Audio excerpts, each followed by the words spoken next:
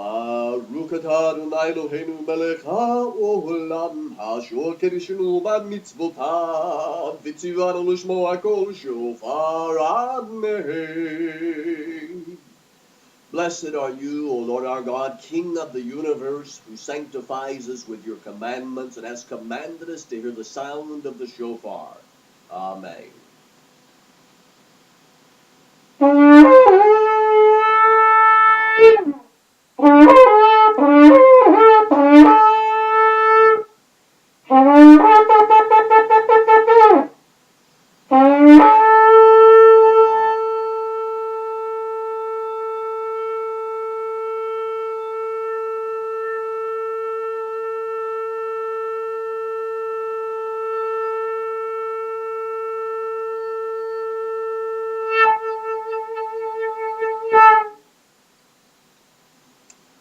The shofar is a ancient biblical instrument that is mentioned over 70 times in our holy scriptures. And definition of a shofar is basically a cornet, a trumpet, a curved horn, and many different reasons for using the shofar through the Bible.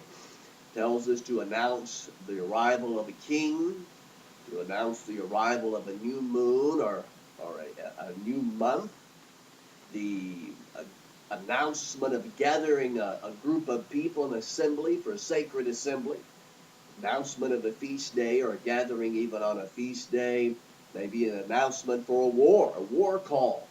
The Bible also mentions that it's being played as an instrument of way to worship God.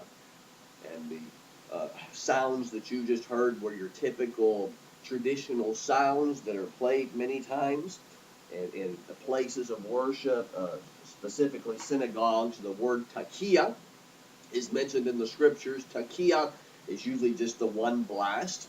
Then you heard the shevarim. Shevarim is the three blast. And then teruah, which is mentioned in the scripture, is the 9 short blast. And then the very last one is referred to as the takia gadola, which is kind of like the grand slam, the one that's held out as long as you can, and it's usually saved till the end. And in a lot of places of worship, those are the traditional sounds. It doesn't have to be that sound. I've heard people that have played them in a very worshipful, beautiful way. You can experiment and create all kind of unique sounds on the ancient biblical instrument for God's glory and God's honor. Again, many scriptures mentioned over 70 times. There's a lot of different reasons why. Shofars are made out of a lot of different kinds of horns. Just to clarify here in the beginning, biblically, there's no such thing as a kosher shofar. Shofar is a trumpet. That's it, period. Traditionally or rabbinically, there's certain rules that apply as whether it's tradition or whether it's kosher or not. If you want to follow those rules, you can search elsewhere and learn and follow them if you so wish. But these are not eaten. Most of the horns that I've ever used and most of the horns I've ever seen are all kosher animals that are used. This is a kudu antelope, sometimes referred to as a Yemenite shofar, because the Yemenite Jews use this style. This is very popular. It's a longer horn on this particular antelope, this kudu African antelope, and it makes a beautiful instrument, a beautiful sound. A lot of these horns come in different lengths, different colors, and to create the shofar, that they clean out the inside fairly well with whatever means, which I'll talk about here in a moment. Then on the tip of the horn, it is cut, sawed off, and then drilled down into until it reaches the empty cavity of the horn. And then a mouthpiece of some sort is carved out so that you'll be able to play and actually make a sound.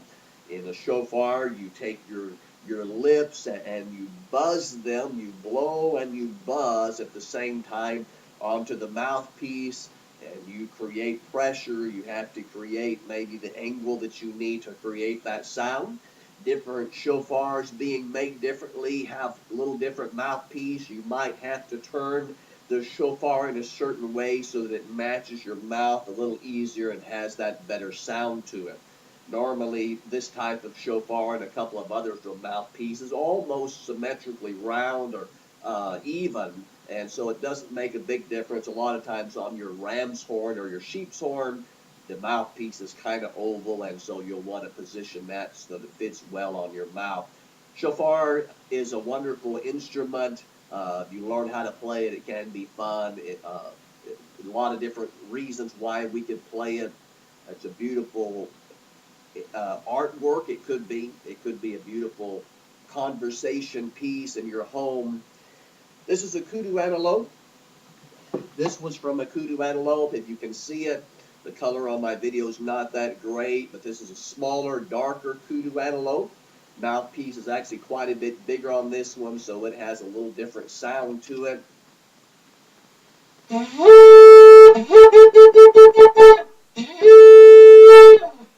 a little bit different. This one is a smaller kudu antelope again. And this one's actually a little difficult to play. It's a smaller, again, kudu antelope shofar trumpet. Many trumpets are made out of a ram's horn, a sheep's horn. The actual ram's horns were played at the walls of Jericho. When the trumpet sounded, it specifically mentions this kind of horn. Many times in the scriptures, it doesn't actually mention what kind of horn it was made out of, the shofar, but there were a couple of times that it does mention, and it does mention this one particular, the ram's horn, sheep horn. This being smaller, that definitely has a higher pitch to it. A lot of times your rams or sheep's horns will sound a little higher pitched than your bigger, longer Yemenite kudu type shofars. So